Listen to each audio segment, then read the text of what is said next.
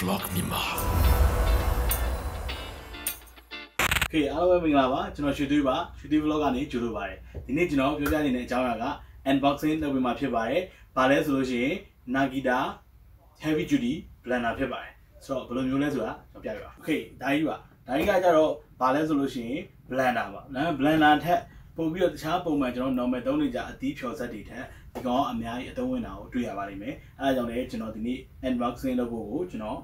plan ဆွဲထားတာပါဆိုတော့ okay ဘာတွေပါလဲကျွန်တော်ဘာမှမလုပ်ခင်မှာသူ့ရဲ့အပြင်မှာဘာတွေရေးထားလဲကျွန်တော်စပြီးတော့ပြောပြပါမယ်သူကတော့အသီးဖြော်စက် blender တစ်ခုဖြစ်တယ်Nakita brand မှာ Yoria ပါပဲ heavy duty blender လို့ကျွန်တော်တို့ခေါ်ပါတယ် model number က B833 ပေါ့နော်ဒါ model number ရှိပါတယ်ဆိုတော့ okay သူက2 liter ဝင်ဆန့်ပါတယ်ကျွန်တော်တွေ့ရတာ2 liter ဝင်ဆန့်တယ်ဒီကောင်ကြီးပေါ့သူ့ရဲ့ဒီအုံကြီးကလည်း heavy ပဲကျွန်တော်တို့ဒါအထူးသဖြင့်ကောင်းတာတော့ကျွန်တော်တို့ဒီစားတောက်ဆိုင်သုံးတာတွေအိမ်မှာတကယ်ခဏခဏကြိတ်နေတဲ့ဖြော်နေကြတဲ့ကိုရီမိုက်တွေအဆင်ပြေတယ်နောက်အရွက်တွေပါရစားမိုက်တယ်ပေါ့နော်ကျွန်တော်ဒီသေးပြောပေးမယ်ဒီမှာပါ1200ဝက်ရှိတယ်ဝက်အားဖြင့်ပြီးရင်ကျွန်တော်တို့ဒီမှာသူက volt အားဖြင့်တော့ကျွန်တော်တို့220 230 စသဖြင့်ကျွန်တော်တို့လုပ်ရတယ် megahertz ကတော့ပုံမှန်တိုင်းပဲကျွန်တော်တို့ဒီမြန်မာပြည်သုံးရဖို့အတွက်လုပ်ထားပြီးလို့ရတယ်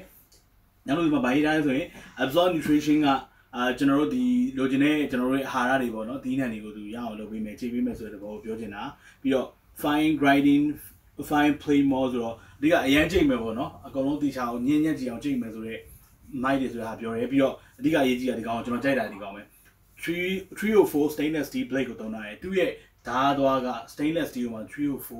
ုရှိတယ်ပေါ့နော်ဆိုတော့အဲ့နံပါတ်ပေါ့ steel ရဲ့နံပါတ်ပေါ့ stainless steel အစ်ဖြစ်တယ်ဆိုတော့အဲ့ဒါလည်းတကယ်မိုက်တယ်အဓိကကျွန်တော်တို့ steel အစ်မဟုတ်ဘူးဆိုလို့ရှိရင်ကျွန်တော်တို့ရေရှည်သုံးတဲ့အခါမှာတန်ကြီးတက်တာပဲဆိုတောက်တာဆိုတော့ဒါစားကြရဆိုတော့မမိုင်ဘူးဒါပုံမိုက် okay အဲ့ဒါရှိမယ်နောက်ပါရှိသေးတယ်ဒီဘက်ချမ်းမှာပုံလေးတွေခုနကကျွန်တော်ပြောတယ်stainless steel culture head ဒီမှာတို့ခေါင်းတွေပြောထားတယ် stainless steel သုံးထားတယ်ပြီးတော့ motor အုံကို pure copper အရင်ရေးကြည့်တယ်အဲ့ဒါတုံးတန်ကျွန်တော်ဈေးပေါ်တယ်ပေါ့နော်ဒီတက်တာတဲ့ဟာတွေမှာဒီ pure copper မသုံးတာကိုကြေးကွိုင်အစ်စ်ကိုမသုံးထားဘူးပေါ့နော်ဒီကောင်သုံးထားတယ်နောက်ပြီးတော့3 speed switch ပါတယ်1 2 3 speed ပါတယ်3 speed ပါတယ်နောက်တစ်ခုကhigh borosilicate glass cup body ဆိုတော့အဓိကဒီ body ကိုပြောရတယ်အဓိကဒီကောင်ဒီခွက်ပေါ့ခွက်အရှိဒီခွက်ရှိဒီခွက်ကတော်တော်ကောင်းတဲ့ကျွန်တော်ဒီဖန်တော့မဟုတ်ဘူးသူကဒီကော်သားအထူပေါ့တော်တော်ခံနိုင်ရှိတဲ့ကော်သားအထူကိုသုံးထားတာဖြစ်ပါတယ်အဲဒီသဘောမျိုးသွားပါတယ်ဆိုတော့အောက်မှာကခုနကျွန်တော်ပြောခဲ့ capacity တွေပါမယ် watt တွေ volt တွေပါမယ်နောက်ဒါတွေကခုနတိုင်းပဲဒီလေးပြန်ကြီးရေးတာဆိုတော့ထွေထွေမရှိဘူးချားဘက်မှာပါသေးတယ်ဒါလည်းခုနတိုင်းပဲဆိုတော့မရှိတော့ဘူးယူရီးယားစာနဲ့ရေးထားရှိမယ်ဒီပုံမှာလည်းခုနဒီလေးတွေပဲဒါတွေကုန်ပြောထားတာဆိုတော့ဖောက်ကြည့်အောင်โอเคဖွင့်မယ်ဆိုဆက်ပြီးဒီမှာကျွန်တော်စားတွေ့တာကကက်တလော့နဲ့ Renica နဲ့ဖြစ်ပါတယ် Renica ရဲ့သဘောတရားအရ Nakita ရဲ့ယူရီးယားအစ်ဖြစ်တယ်ဒါပေမဲ့ Renica ကျတော့ကျွန်တော်တို့ဒီယူရီးယားမှာပဲအကျုံးဝင်နေပေါ့နော်ဆိုတော့ဒါပေမဲ့ဒီမှာ local company တွေကတော့ကျွန်တော်တို့ဒီ spare parts တွေပါတယ်ကျွန်တော်လွယ်တကူဝယ်လို့ရတဲ့အတွက်ကိုကျွန်တော်တို့ Nakita ကိုအများကြီး recommend ပေးတာရှိပါတယ် okay ကက်တလော့ထဲမှာတော့ဒီချဖတ်မယ်နော်ဟုတ်ပြီဆိုတော့ဒီမှာဆွဲထုတ်လိုက်ပြီးဆိုရင်ပုံလေးထွက်လာဒီပေါ်ထဲမှာပါရဟာတစ်ခုချင်းကျွန်တော်ထုတ်ပါမယ်ဒါကဖုံးပါဒါက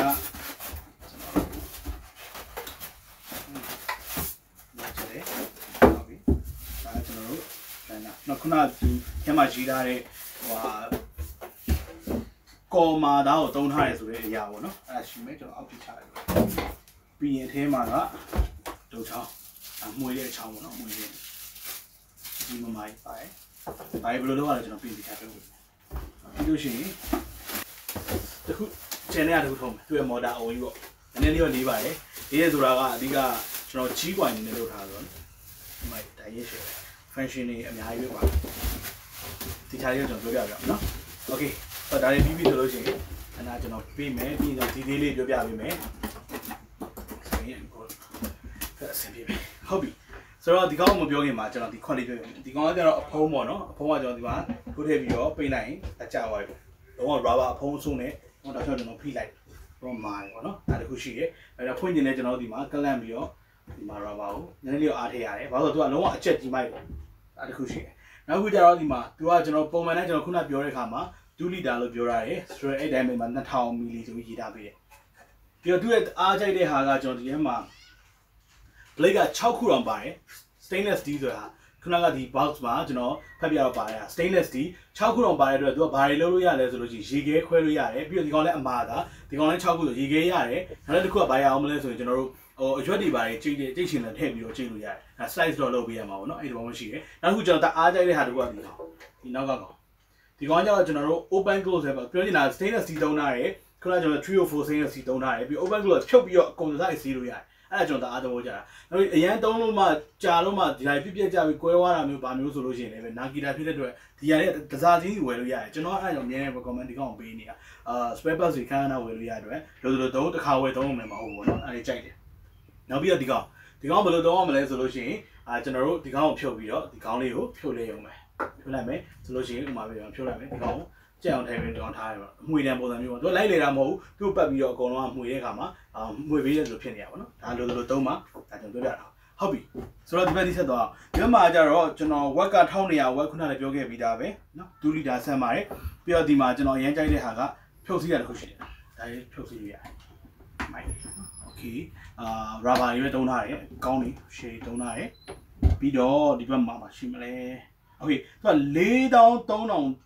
4300ဟုတ်ပြီသူဒီ RAM per minute ကျွန်တော်10မိနစ်မှာလေအားက4300လောက်ရှိတယ်ဆိုမိုက်တယ်ပြီးတော့ဒီဘက်မှာဒီသေးတွေကကြတော့ကျွန်တော်တို့ဒီမှာ on off clock ပါမယ်ဒီလို on off ပါမယ်ပြီးရင်ဒီကောင်ကကြတော့ကျွန်တော် pause function ဖြစ်တယ်ချက်ကျွန်တော်နှိပ်လို့ရ lever function ပုံစံမျိုးဒါတွေကကျွန်တော်ဒီသေးကတော့ကျွန်တော် how to use video မနေ့ကတက်မဲ့ video မှာကျွန်တော်တေချာလေးပြောပြထားပါမယ်เนาะဘယ်လိုအသုံးပြုရလဲဆိုတာဆောင်းရှောင်းလေးပြောပေးမယ်အခုကဒီမှာဘာတွေပါလဲဆိုတော့ကျွန်တော်ရေးပြောဒါတော့ lever ပုံစံ1 2 3 speed တင်လို့ရတယ်တချို့ခက်လို့တော့မဟုတ်ပဲသူကလုံးဝကျွန်တော်အတန်တိုးကျ volume တွေမျိုးတင်ရတာဆိုတော့အဲ့ဒါလည်းတစ်မျိုးမိုက်တယ်တကယ်ဆန်းပြောလို့ရှိရင်တော့ကျွေးပါမယ်ကျွန်တော်လည်းတကယ်အရင်သဘောကျတယ်โอเคဆိုတော့ဒီမှာပါတော့ကုန်ပြီအောက်မှာသုံးထားတာကျွန်တော်ဒီမှာကော်သားမာသားပြန်သုံးထားပေးတယ်နော်ရှိမယ်ဆိုတော့အထူးထူးမရှိတော့ဆိုတော့ဒါလည်းပဲကျွန်တော်ကက်တလော့လေးကျွန်တော်ချက်ဖတ်ပေးမယ်ကက်တလော့မှာကလည်းကျွန်တော်ယူရီးယားစာတွေပါတယ်ဒီမှာကျွန်တော်ရှင်းပြတဲ့ဟာလေးပေါ့ဘာချောင်းလေးတို့ရေးထားပေးတာရှိပါတယ်ယူရီးယားစာရှိမယ်ဒီမှာက caution ကျွန်တော်ခုနပြော4500အဲ့မိုက်တယ် RAM per minute 10မိနစ်မှာလေအား4500ရှိတယ်share ပဲခြား caution တွေပါမယ်ဆိုတော့ဖြေလို့မရှိဘူးဒါကကျွန်တော် how to use လုပ်တဲ့အခါမှာဒီလေးလေးကျွန်တော်ပြန်ပြောရမယ်ဒါကဒီ Nakita heavy duty blender ရဲ့ပါဝင်တဲ့ထဲမှာပါတဲ့ဟာလေးကျွန်တော်ထုတ်ပြီးတော့ပြောပြခြင်းဖြစ်ပါတယ်ဆိုတော့ okay ဆိုတော့နောက်ပြန်မှာကျွန်တော်